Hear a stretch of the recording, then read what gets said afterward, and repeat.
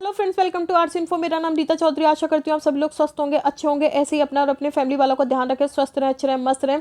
और आज का वीडियो एंटीकोगुलेंट के ऊपर है। इससे पहले एंटीकोगुलेंट के ऊपर 2 वीडियोस आ चुके हैं, तो अगर आपको वो वीडियोस देखने हो तो प्लीज़ आप मेरे पहले वाले वीडियोज़ को ज़रूर देखें एंटीकोगुलेंट के। और साथ में अगर आपको पीडीएफ चाहिए तो प्लीज़ मैंने डिस्क्रिप्शन में लिंक दे दिया है अपने टेलीग्राम चैनल का, तो अगर आप चाहते हैं तो टेलीग्राम चैनल ज्वाइन करके जो भी पीडीएफ चाहिए, मैं एवरी वीक वहाँ पे पीडीएफ शेयर करती हूँ, तो आप टेलीग्राम चैनल ज्वाइन करके वहाँ से मेरी सारे वीडियोस की पीडीएफ ले सकते हैं। साथ में अगर आपकी कोई क्वेरीज होती है तो वो भी आप टेलीग्राम पे मुझे शेयर कर सकते हैं। तो मेरी पूरी कोशिश होती है कि आपकी क्वेरीज को शॉर्ट आउट किया जाए।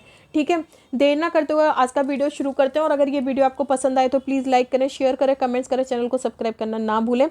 तो सबसे पहले आते हैं कि एंटीकोगुलेंट। अभी तक हमने पढ़े थे कि एंटीकोगुलेंट को कैसे यूज़ करता है, क्या होता है।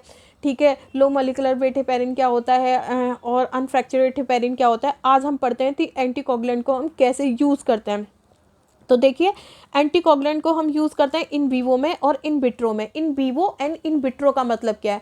अगर आप किसी एनिमल या किसी ह्यूमन की बॉडी का, लिविंग ऑर्गेनिज्म की बॉडी में किसी चीज़ को यूज़ करते हैं तो वो क्या कहलाती है? In vivo. और आउटसाइड द बॉडी अगर आप किसी चीज़ का यूज़ करते हैं, मतलब यूज़ कर रहे हैं, तो वो क्या कहलाता है? In vitro. अब इन वीवो का मतलब देखिए, अगर कोई वैक्सीन बनता है तो पहले एनिमल्स को भी ट्रायल किया जाता है, ह्यूमन को भी ट्रायल किया जाता है, देखा जाता है कि ये ह्यूमन पे कैसा काम कर रहा है, एनिमल्स पे कैसा काम कर रहा है। उसी के बाद तो वैक्सीन मतलब मार्केट में आती है। तो ये जो टेस्ट हुआ, ये कहाँ हुआ? इंसान की या ह्यूमन की बॉडी पे हुआ ना। मीन्स कि लिविंग ऑर्गेनिज्म की एंटायर बॉडी में टेस्ट हुआ है ना, बॉडी से रिलेटेड टेस्ट है ना, बॉडी के अंदर टेस्ट हो रहा है, तो ये क्या कहलाएगा? In vivo.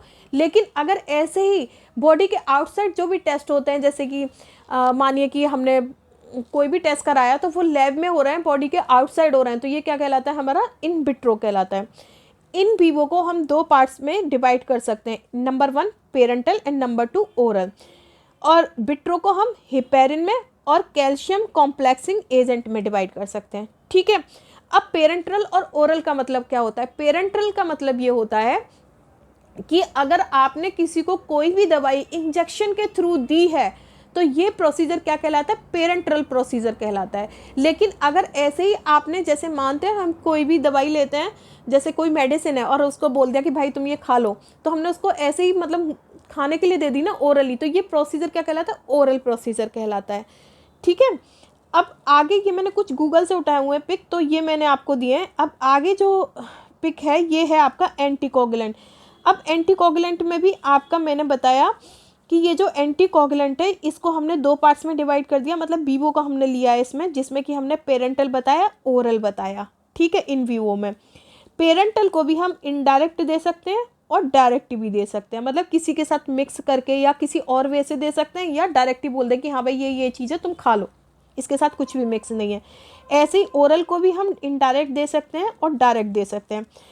और देखिए, डायरेक्ट में हम थ्रोम्बिन इनहिबिटर्स और फैक्टर 10A इनहिबिटर्स इंक्लूड करते हैं। यहाँ पर भी हम डायरेक्ट में थ्रोम्बिन इनहिबिटर्स और फैक्टर 10A इनहिबिटर्स यूज़ करते हैं। ये कुछ ड्रग्स हैं थ्रोम्बिन इनहिबिटर से रिलेटेड। ठीक है, और ये इनडायरेक्ट से रिलेटेड कौन कौन सी चीज़ हम इनडायरेक्ट दे सकते हैं। और ये क्या है हमारे, ये भी जो ड्रग्स है ओटामिक्सेवेन, ये इससे फैक्टर 10A इनहिबिटर से रिलेटेड है।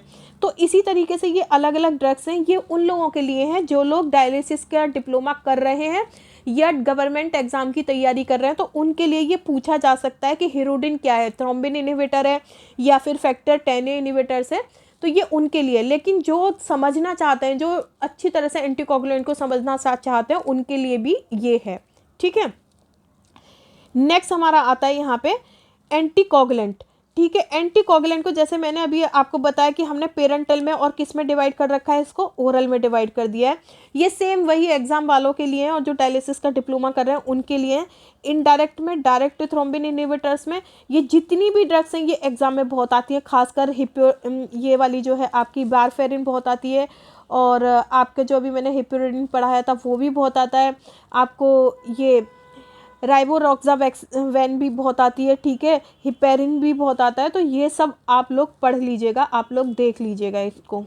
फिर आता है यही classified of drugs used in thrombolism. Thrombolism में जो ड्रग्स मतलब क्लासिफिकेशन को यूज़ होती हैं, जो ड्रग्स यूज़ होती हैं ठीक है, उनका मैंने यहाँ पे दिया हुआ है, ये भी मैंने गूगल से लिया है। तो जैसे ड्रग क्लास क्या है, एंटीकोगुलेंट पेरेंटल। अब पेरेंटल मतलब जो इंजेक्शन के थ्रू दी जाएंगी, ठीक है। ये इनका टाइप क्या है, प्रोटोटाइप्स हैं। एक्शन क्या है इनका, इनएक्टिवेशन क्लॉटिंग फैक्टर, ठीक है। इनका इफेक्ट क्या है, प्रिवेंट करती है वीनस थ्रोम्बोसिस को। अब इसमें से अगर आप देख रहे हो, ये जो हमारी एंटीकोगुलेंट ओरल और एंटीकोगुलेंट पेरेंटल मतलब इंजेक्शन वाली और नॉर्मल देने वाली, ये दोनों क्या कर रही है, वीनस थ्रोम्बोसिस को प्रिवेंट कर रही हैं, ठीक है। जबकि एंटीप्लेटलेट्स ड्रग्स जो होती है जैसे कि एस्पिरिन, ये क्या करती है, ये आर्टीरियल में अगर ब्लॉकेज है, ये दोनों क्या कर रही है, वीनस में अगर ब्लॉकेज है उसको प्रिवेंट कर रही है, एंटीकोगुलेंट आपकी ओरल और पेरेंटल। और ये जो आपकी एंटीप्लेटलेट वाली जो ड्रग है, ये क्या कर रही है, आर्टीरियल के ब्लॉकेज में काम आती है, ठीक है, प्रिवेंट करती है। फिर आता है हमारा थ्रोम्बोलाइटिक ड्रग। अब थ्रोम्बोलाइटिक ड्रग किस में यूज़ होती हैं, जैसे कि स्ट्रेप्टोकाइनेज। ये स्ट्रेप्टोकाइनेज 5, इसका एक्शन क्या है, फाइब्रोलाइसिस। फाइब्रोलाइसिस मीन्स फाइब्रिन को, लाइसिस मीन्स टूटना, फाइब्रिन को तोड़ना। और ये ब्रेक डाउन ऑफ थ्रम्बो मतलब कहीं पे क्लॉट होगा तो ये उसको तोड़ेगी, ठीक है। नेक्स्ट हमारा आता है, there are 2 types of anticoagulant drugs. 2 तरह की एंटीकोगुलेंट ड्रग्स होती हैं, मतलब एंटीकोगुलेंट्स को हम 2 तरह की ड्रग्स में डिवाइड कर सकते हैं। Number 1 heparin, number 2 क्यूमेरिन। अब जो हेपेरिन है हमें ये एनिमल से मिलती है, मास्ट सेल से मिलती है और बेसोफिल से मिलती है, ठीक है। बेसोफिल, मास्ट सेल और एनिमल सेल। और हमारी क्यूमेरिन प्लांट सेल से मिलती है, जैसे कि बारफेरिन, और किससे, ड्यूकोमेरोल से। मोड ऑफ एक्शन क्या है इसका, मोड ऑफ एक्शन है इसका हेपेरिन का एंटी थ्रोम्बिन है, इनहिबिट प्लेटलेट्स एग्रीगेशन को, प्रिवेंट करती है एक्टिवेशन को, किसके को, 9 को, 10 को और 11 को। और ये क्या है, लिपेएमिन क्लियरिंग इफेक्ट को, ठीक है। इसके अलावा दूसरा हमारा जो क्यूमेरिन है, ये क्या करती है, ये इनहिबिट करती है विटामिन के को लिवर में, मतलब विटामिन के को लिवर में क्या करेगी, इनहिबिट करेगी। इसके अलावा ये प्रिवेंट करती है कौन कौन से फैक्टर को, 2 को, ठीक है, 7 को, 9 को, 10 को और प्रोटीन CNS को। ये बहुत बार आता है कि क्यूमेरिन किसको प्रिवेंट करती है, इनहिबिट करती है, और हेपेरिन किसको इनहिबिट करता है। साइट ऑफ एक्शन क्या है, हेपेरिन का जो साइट ऑफ एक्शन है ये इन विवो और इन विट्रो, मतलब पेरेंटल और ओरल, लेकिन क्यूमेरिन का क्या है, इन विवो है, ठीक है।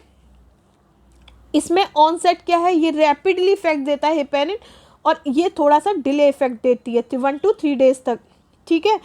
ड्यूरेशन क्या है इसका, 4 to 6 आ रहा है हेपेरिन का, लेकिन इसका लॉन्ग ड्यूरेशन है, 3 डेज तक ये काम कर सकता है।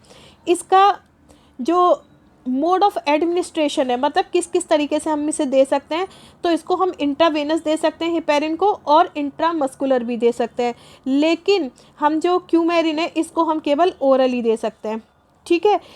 एंटीडोट क्या है इसका, एंटीडोट क्या है इसका। अब जैसे अगर किसी को हमने 5 ml हेपेरिन दिया और हमने सोचा कि भाई हमें इसे हेपेरिन नहीं देना चाहिए था, हमें इसके इफेक्ट को ख़त्म करना है, तो हम उसके बदले क्या करेंगे, हम उसको 5 ml प्रोटामिन दे देंगे।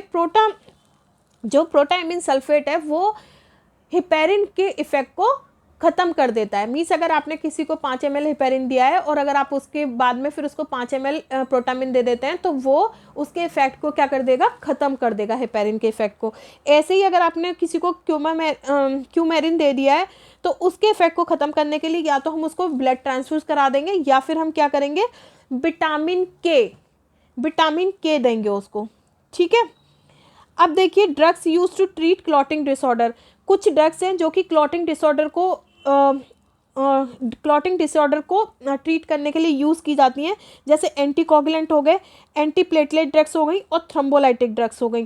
तो ये सबके मैंने नाम दे रखे हैं कि कौन कौन सी आपकी एंटीकोगुलेंट है। जैसे कि एंटीकोगुलेंट जो भी होंगे वो आर्टीरियल वीनस थ्रोम्बोसिस को कंट्रोल करेंगे, मतलब उसके क्लॉट को ख़त्म करेंगे। एंटीप्लेटलेट्स जो होती हैं वो क्या करेंगी, जैसे कि अभी हमने पढ़ा था एस्पिरिन वगैरह, ये क्या करेंगी, आर्टीरियल के ब्लॉकेज को ख़त्म करेंगी। और जो थ्रोम्बोलाइटिक है वो आर्टीरियल हो या वीनस क्लॉट हो, दोनों को ख़त्म करेंगी। ठीक है, तो ये इसमें जो ड्रग्स यूज़ होती हैं वो आप देख लीजिएगा कि कहाँ हेपेरिन होता है, क्या वारफेरिन होता है, क्या क्या होता है, ये सारा आपके लिए तो प्लीज़ आप देख लीजिएगा क्योंकि वीडियो बहुत लंबा हो जाएगा। नेक्स्ट में हम पढ़ेंगे कि clotting test use to monitor heparin therapy. ठीक है, तो आज के लिए इतना ही। Thank you.